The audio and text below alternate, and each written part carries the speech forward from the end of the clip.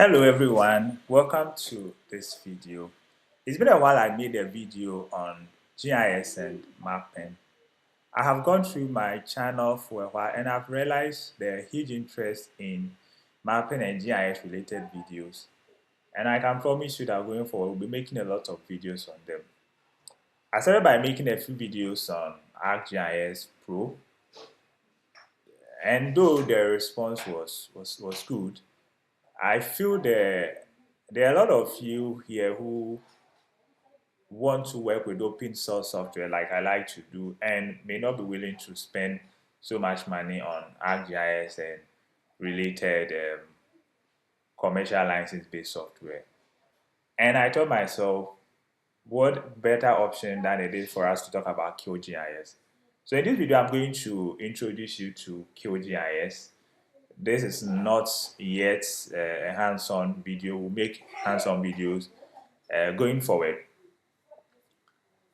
Why QGIS is free, it's open source, it can allow you to do map operations, editing, analyzing, visualization, and all that. And it is used extensively by government agencies, researchers, education, students, and anyone who likes to learn and then explore. So it is actually based on learning and exploration that the software has gone forward.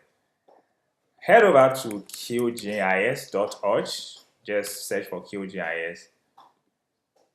Quantum Geographic Information. So that is the short. The current version is 4.2.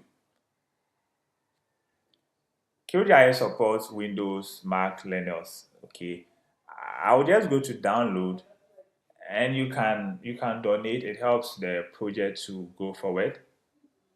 If you don't have money, you can skip and then maybe get back when you have money to donate.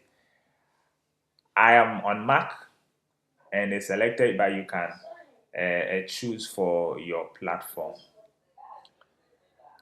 You can go for the long-term release that is stable, or you can try the early adopter release. Whichever one is up to you. I already have the software downloaded. I'll pause the video, download the software, install, and then come back when you are ready. Now the software is installed. If you are coming from ArcGIS or any other mapping GIS software, you realize that the interface is basically the same. The only difference will have to do with the design, but in terms of the layout is the same. You have layers that helps you to arrange your data. Then you have in the middle here, you have the mapping window that allows you to visualize graphically your data. And then you have your processing toolbars, pretty much like the app toolbars that you know in ArcGIS Pro and so on. Yes. And you have, when I scroll, when I highlight the top of my Mac, you can see this menu tool. So that's what we call the menu tool.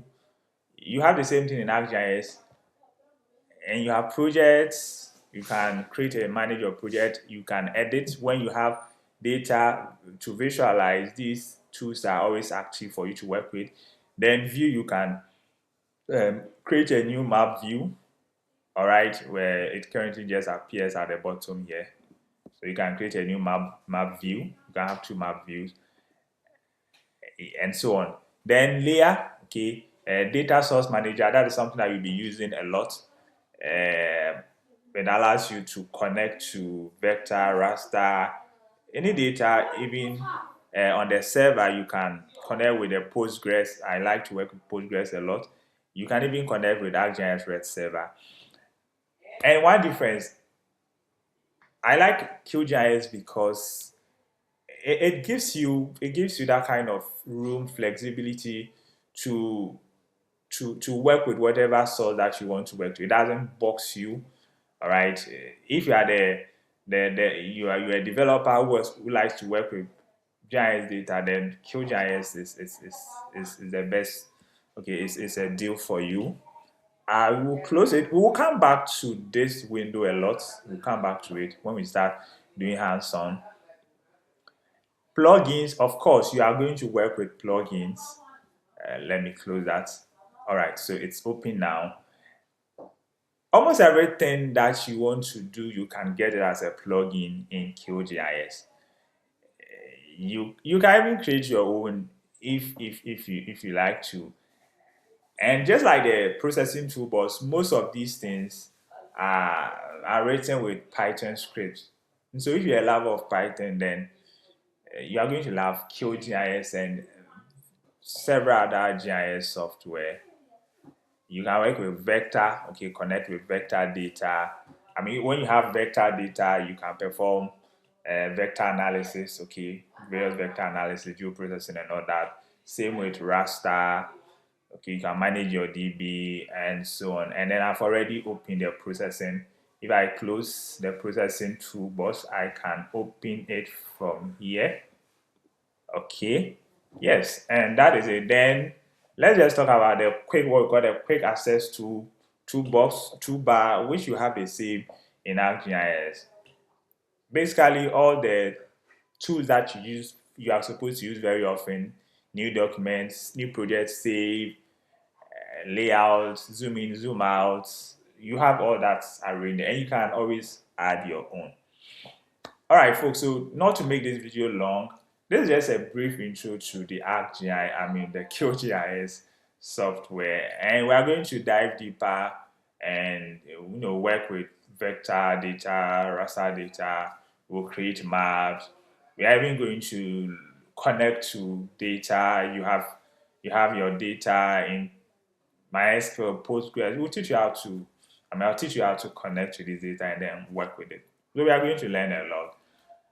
I'll just stop here and then we'll do another video when we dive into the software. Don't forget to like, subscribe, and then comment. Yeah, you can just leave a comment the kind of video that you want me to make or the topic that you want me to talk about. All right, see you later.